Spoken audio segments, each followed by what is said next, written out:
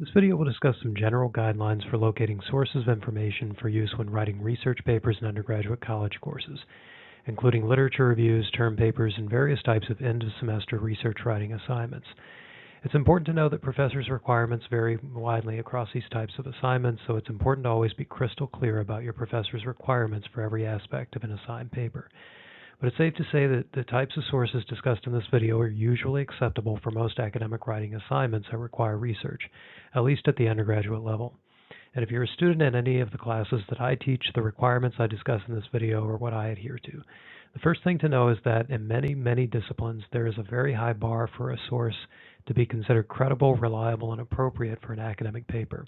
There are many reasons why this is, and those reasons are beyond the scope of this video. The goal here is to identify sources that will work for academic papers across many disciplines. But some of the sources that are considered unacceptable for many academic papers are sources that many of us often turn to for information, including lots of websites, television networks, and news organizations. And it's important to understand that there's nothing inherently wrong with these outlets or publications. The information they provide isn't necessarily wrong or inaccurate. They're just not appropriate for academic papers. So let's break these publications down into categories. I won't give you a complete list, but the categories will let you know where not to look when searching for sources for an academic paper. The first is television news networks, including their websites, which can be extensive. This includes CNN, Fox News, MSNBC, and the major television networks like CBS and NBC. Another category is general websites like WebMD and Psychology Today. Anything from social media is also not generally acceptable for an academic paper. Local news media organizations that primarily focus on local communities should be avoided, and of course Wikipedia is certainly not an acceptable source of information. Now there will be exceptions depending on the content of the paper. For example, if someone's writing a paper in a political science class, it might be entirely appropriate to mention a political figure's tweet to demonstrate their opinion on an issue, but the tweet itself isn't really used as a source of information in that case. It's just providing the politician's opinion. There are two major categories of publications that should serve you well when writing an academic paper: scholarly academic journals and major national newspapers and news magazines. And these two types of sources are generally allowable as sources of information for academic writing assignments at any level. We'll talk briefly about each of these categories, and then we'll talk about how to locate them. Scholarly academic journals are the gold standard for gathering credible, reliable, and trustworthy information. That's because the only people who get published in them are recognized experts, usually university professors, government scientists, and other people who have a high degree of expertise in a position of public trust. And usually these people have doctoral degrees in their area of expertise, so they've gone as far as they possibly can with their educations. So they're a pretty prestigious crowd, and for very good reason. A few things to keep in mind when you're selecting academic journals, including thinking about how many articles you need and that sort of thing, is that articles are mostly reports on original research studies done by the author, so you're actually getting information from the person who discovered it. Another thing is that all the articles go through a process called double-blind peer review, in which two other experts must anonymously approve the article. They're considered the most reliable and objective sources of information, and that's for good reason, too. Actually, the people who write the articles generally get no direct compensation for doing so, so there's less incentive for bias. But also keep in mind that the articles are often long, detailed, dense with jargon, and difficult to read. And there are many thousands of these publications, but we'll see something in a few minutes that will help you manage the search for those articles within those publications. Now we'll discuss major national newspapers and news magazines. When we say newspapers and magazines, that's a large category. There are lots of them. But there are certain of these publications that are well respected as credible, reliable sources of information, and it's worth mentioning that people with expertise not only read these publications, but also frequently write for and contribute to them as well. By no means is this a complete list, but any of the sources on this list should be safe to use in just about any academic paper. A few more things to keep in mind about using major national newspapers and news magazines for your research are that major national newspapers and news magazines often include articles about research studies that are shorter and easier to read than the reports on actual research found in scholarly academic journals, so that can be an advantage when you're pressed for time. They also often contain articles written by experts intended for a general audience, so again, they can be easier and quicker to read. And these publications might also add more context to make the topics they discuss more relevant to a broad audience than the articles in scholarly academic journals. Now we'll talk about how to actually get your hands on these sources.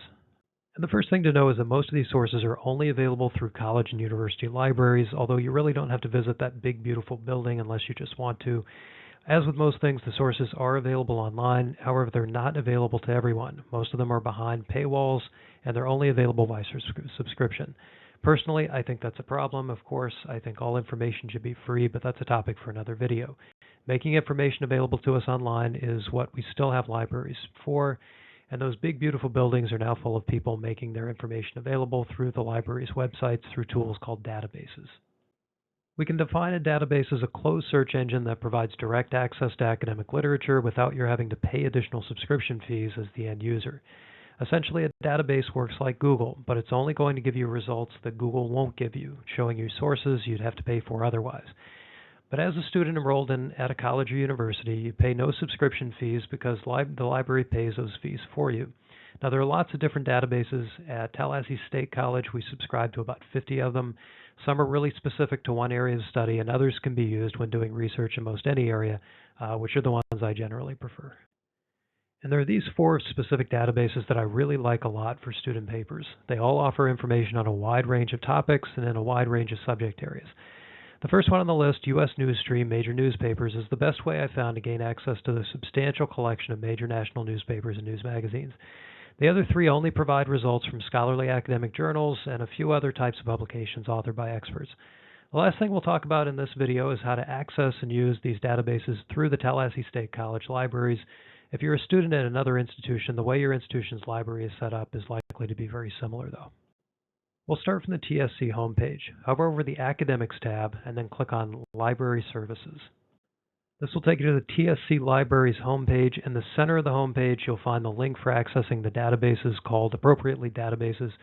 After you click on this link, you'll be prompted to enter your TSC username and password, the same username and password used to access Canvas, Workday, course registration, and everything else you have to do online at the college.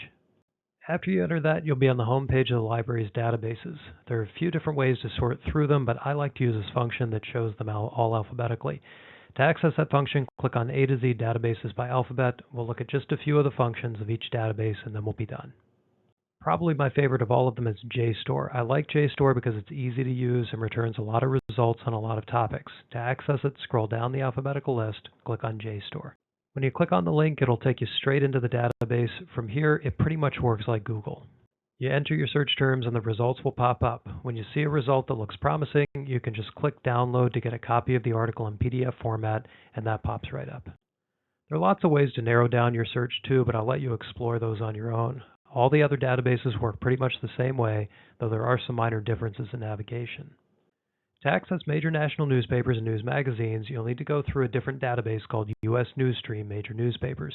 To access it, navigate back to the alphabetized list of databases, scroll down until you see the name of the database.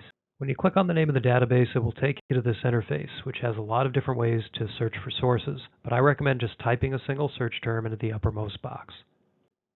Then click Search. From here, it pretty much works like JSTOR. One difference is that you'll need to click on the name of an article to access a PDF copy of it. Once you click on the article's name, you'll see the option to download a copy near the upper right corner. This concludes this video on locating academic literature for academic papers.